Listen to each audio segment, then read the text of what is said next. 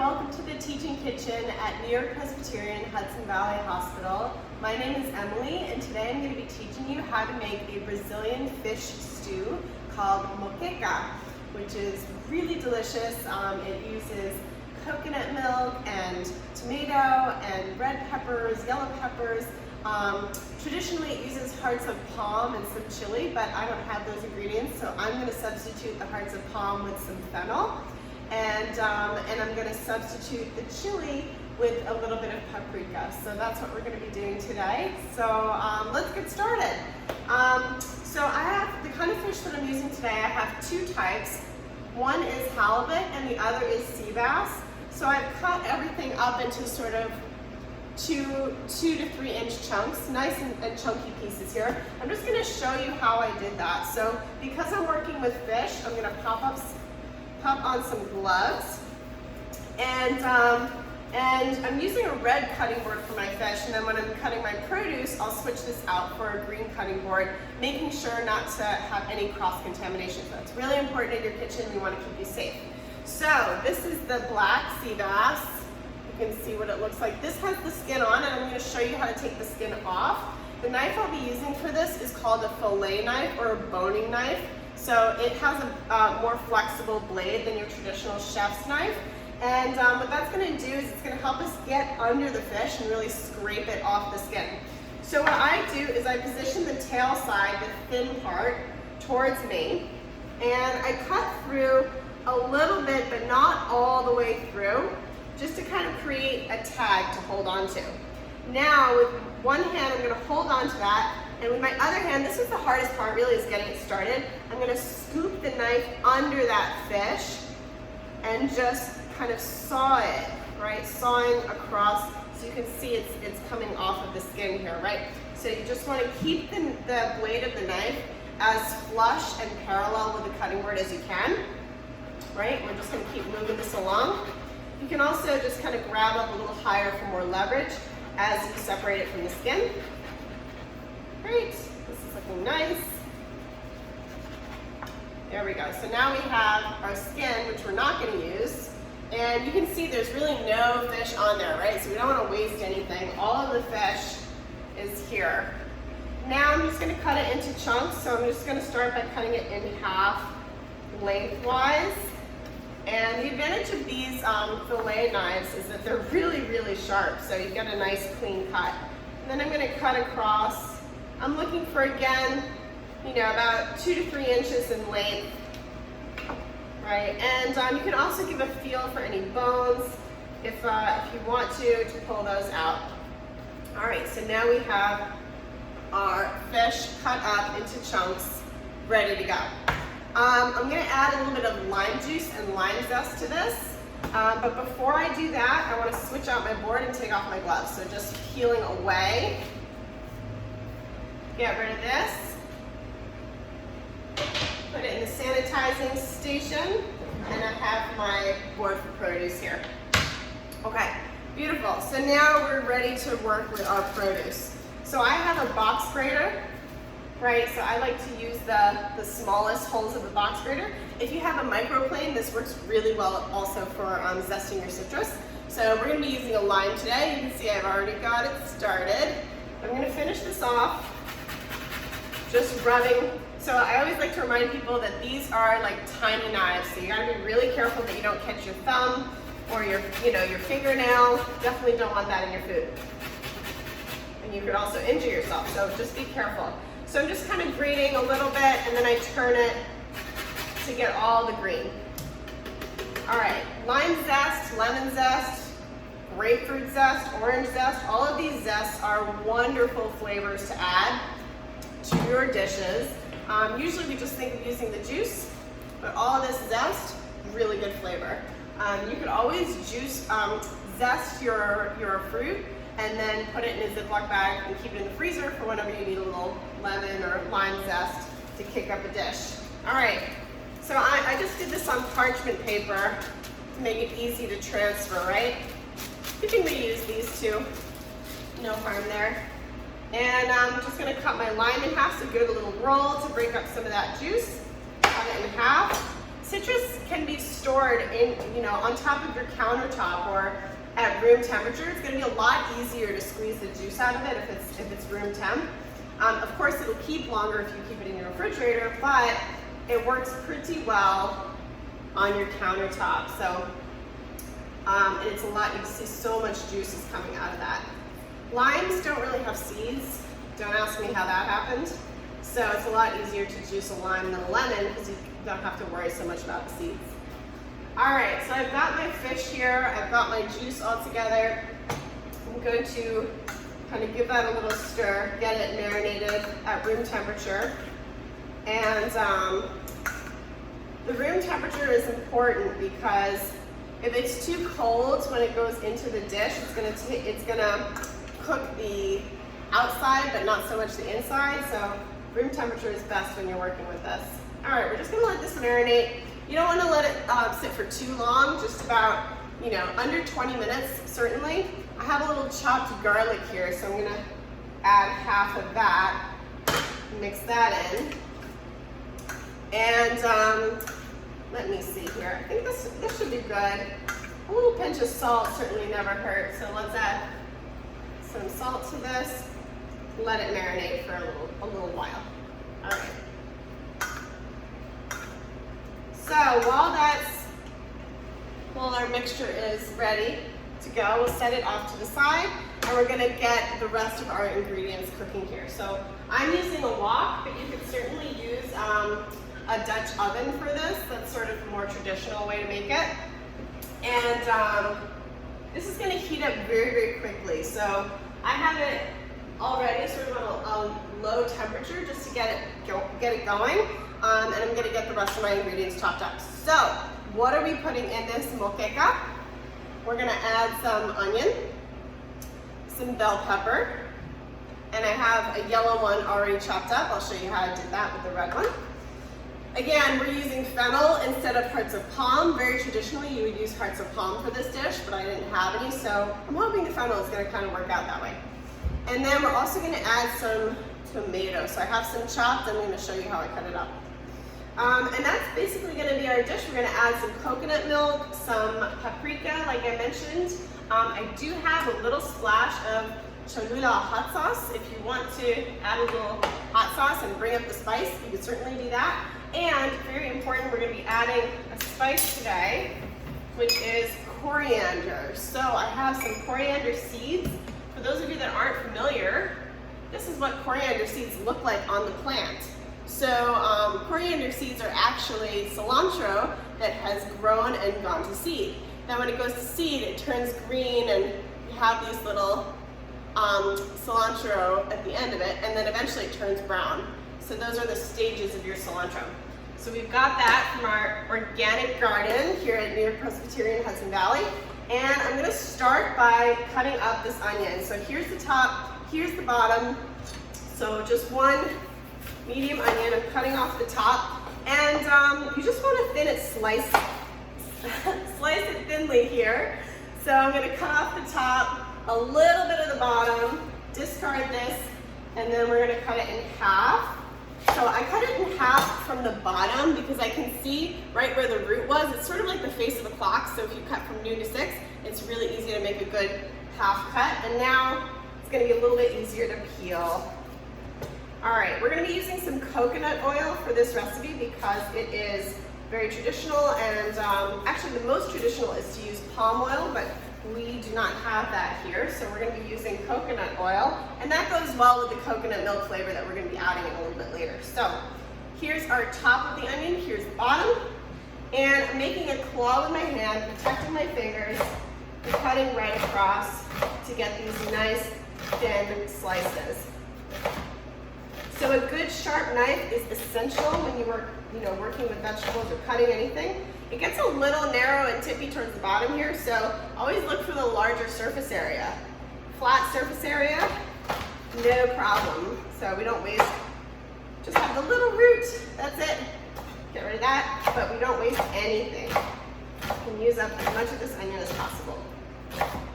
All right, I don't have any tips for keeping you from crying, so just have to stick through it. All right, I've heard them all, but they never seem to work for me. So let's get some coconut oil into our pan here. And just about 2 tablespoons. This is gonna be for our sauteing our onion. Okay, you know what, I might need this spoon later. You never know. Let's put it off to the side. Okay, and I'm gonna scrape this onion right into the pan and get it cooking. All right, I'm gonna flip my board over to try and contain some of those onion fumes and give my knife a little rinse, but mostly I'm probably just gonna cry. Let's crank the heat up here and get this going. Get it sauteed. All right, the next thing we're gonna chop up is our bell pepper. So bell pepper is a wonderful source of vitamin C, very low calorie as well, and just a great thing to snack on. So how did I take this apart? I don't like to waste, as much as I can, I don't like to waste any part of the food. So I'm gonna start by cutting off the top. And you can make a pretty, deep and generous cut into the top because we're gonna use all of that. We're just gonna take the stem out. So now that I've cut the top off, I can see where the pepper is connected to the outside, right? So I'm gonna use my knife and kind of skim the inside of that, and that's gonna separate the seeds from the interior. I'll pop my hand in, twist, and pull. So let's just see what that looks like. Using the tip of my knife, just to gently kind of skim the interior and detach the seeds from the inside. Hand goes in, twist, pull, seeds are out. Beautiful, right? You can also knock it against your hand and kind of pull out any extra seeds or anything that's hanging out at the bottom. Just didn't quite get it with the knife. Just pull it out with your fingers. All right, this is great for stuffed peppers too, right? You have a nice clean pepper to work with. And let's get this moving here. Awesome, this smells so good. As soon as you start sauteing onions, right, it just makes every dish delish. All right, let's crack open our pepper now. So we've got this in half, cut with the seeds out. I'm gonna cut it in half, and usually I advocate for placing things on a flat surface and cutting. However, with peppers, the skins are kind of hard to cut through, even if you have a really sharp knife. So I use the curvature of the pepper and cut from the inside out. And that way I can make sure that I'm really cutting through the flesh and I don't have any pieces that are, attached to each other. Right? We'll just do that with both sides here. I turned the heat down a little bit because my onions were starting to really get hot. So I just turned it down a little. So right now it's sort of on a medium high. All right, like I said, we're gonna use all this, so I just pop the stem out. We're not gonna use that. We're gonna use all that good stuff. So again, flesh side up, so it's easier to cut through. And same thing, right? I'm just gonna cut straight across. Kind of pull this all together. All right, there's our chopped pepper. So you just wanna heat it until the oil's kind of shimmering. Add the onion, we'll add the bell pepper as well in this stage. And like I said, if you like it hot, you could definitely add some chili pepper to this. So if you wanted to, get it a little bit spicier, which is very traditional. I'm sort of a baby when it comes to heat, so I'm not gonna add any chili pepper. Onions and peppers, like the base of every good dish, delicious. So I'm just kind of moving these around, making sure they all get access to heat. Okay. So anytime you add something to your pan, you have to imagine that that ingredient is room temperature or colder, and so as a result, it's going to bring the temperature of your pan down. So you may need to turn the heat back up and then turn it back down again when it kind of gets to the right temperature. So a little bit of a dance when it comes to working with heat. All right, so we're ready for our next step here. I just want to make sure I have everything I need. So we'll cook that until the vegetables begin to soften, just about 5 to 10 minutes or so. And then we're going to add the garlic, and the paprika. So the reason I haven't added the garlic yet is because garlic really tends to burn if it's added at the same time as the onions and the peppers. So if you add your garlic at the same time, garlic cooks a lot faster. It's also usually cut a lot smaller. So it'll burn. So you just want to add that a little bit later. I'm just going to show you how I worked with this. So I have my garlic here. This is garlic that we actually grew. Garlic's amazing. You know, you plant it in October and then you harvest it in July and August. So it takes a long time to grow. It's really cool. So here's our garlic clove. And I'm just going to use the side of my knife. Gently tap, and that's going to help me pull off this papery exterior. If you're not comfortable doing that with your knife, grab anything with a flat bottom, give it a little tap or smash. That will work too. This is the best way to get the skins off of the garlic. It also activates the allicin, the sulfur compound in the garlic, so it makes it extremely pungent and flavorful. All right, I'm just going to chop this up pretty small. And want it to be kind of minced. So I put my hand flat on top of the knife when I want to mince and kind of work across from the tip to the heel, right? Scraping it together. Over time, this motion is going to dull your knife. So you just want to make sure that you keep your knives really sharp. That's the best way to keep yourself safe. So a little chop there. Okay. Scoop that all together. I also will often run my finger to kind of, you know, make sure that I have all of the pieces of garlic. It's not the best habit, I will say. You just want to try to stay as safe as you can in your kitchen. So if you're not comfortable doing that, just grab a little spoon or something so you can scrape your blade, you know, without hurting yourself. All right. So these are looking good. They're starting to soften a little bit, just a little bit of browning, right? Very, very nice. So I kind of spread it up along the sides of the wok.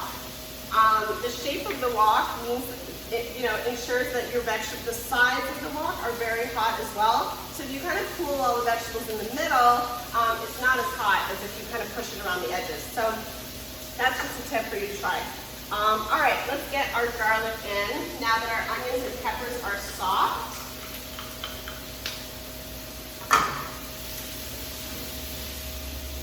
And we're going to add, let's see, the paprika as well. So the garlic, the paprika, and the tomatoes are going in now, as well as the coriander. So I use a mortar and pestle, and I grind around the edges instead of just mashing up and down. This is effective, but it tends to, all the spices tend to pop out. So if you kind of grind around in more circular motion, you'll grind all of your coriander down, right? You can also use a spice grinder for this, whatever you like. All right, let's add our spices now. So we've got peppers and onions in, garlic and spices going next. I'm doing my paprika always right in front of you. Woo, there you go. All right, paprika, just about a teaspoon or so. I usually recommend to people that they take some measuring spoons and scoop out, you know, half a teaspoon of salt, a teaspoon of salt. Feel each one in your hands so you start to get a sense for what these measurements are, so you don't have to use measuring spoons every time. It's just a nice way to kind of build your confidence in the kitchen. All right, we've got some nice flavors going here from the bottom up. Really nice smells. Okay, let's add those tomatoes. And we're going to add our fennel as well. So for the tomato, this is the top, this is the bottom, right? I just cut around the stem. I have, again, a super sharp knife. A serrated knife works well too, like a bread knife, right? And I'm kind of cutting around the stem and kind of sawing, right? So we get rid of that little stem, and everything else just kind of gets chunked up into these nice big, you know, 1 to 2 inch chunks. It's a stew, right? So it's got to be stew-like, chunky. All right, let's add that in. So the tomatoes are going to add a nice balance of acidity.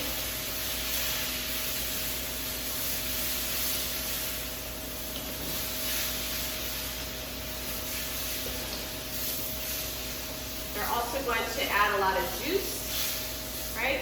You could certainly use canned tomatoes for this as well if you wanted to. So today I used about 4 to 5 medium-sized tomatoes.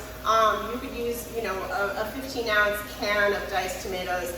You kind of want to drain off some of that liquid if you can from the canned tomatoes. It'll be a bit more concentrated, but that works too. So give it a shot. All right, what else are we adding in here? We added the garlic. Want to make sure we're following the recipe perfectly so you can all make it at home. Oh, and a little teaspoon of salt. All right, here's our teaspoon of salt. Okay, so we finished all of that. We're gonna set this aside and let it sort of get to room temperature until it's ready to use. And, oh, I'm sorry, that was the fish. We set the fish aside so that it's room temperature, so it's ready to use. And then this, we're gonna add, to this we're gonna add the coconut milk and the fish. So that's our next step.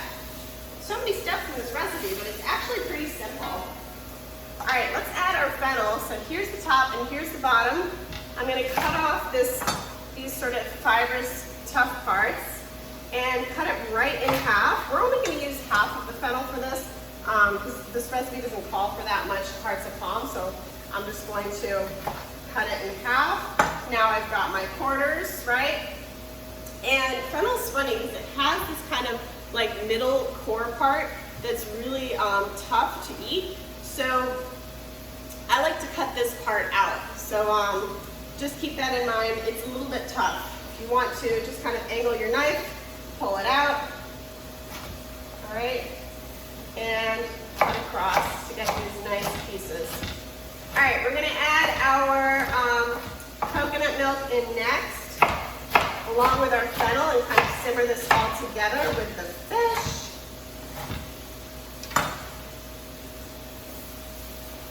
Oh, nice. Fennel has such a fresh licorice smell. If you don't like fennel, by the way, you can definitely make this recipe without.